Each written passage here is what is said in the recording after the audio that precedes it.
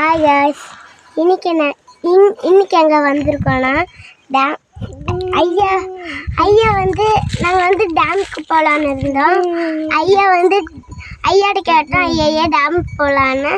ஐயாவும் சரின்ட்டாங்க.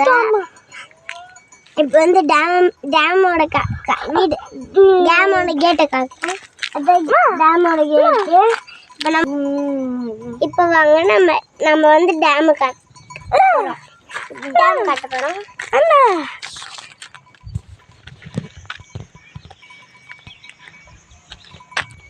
பார்த்துட்டிங்களா? இப்போ வாங்க நம்ம அப்படியே அவங்க போய்ட்டு நடந்து போகணும். வாங்க அப்புறம்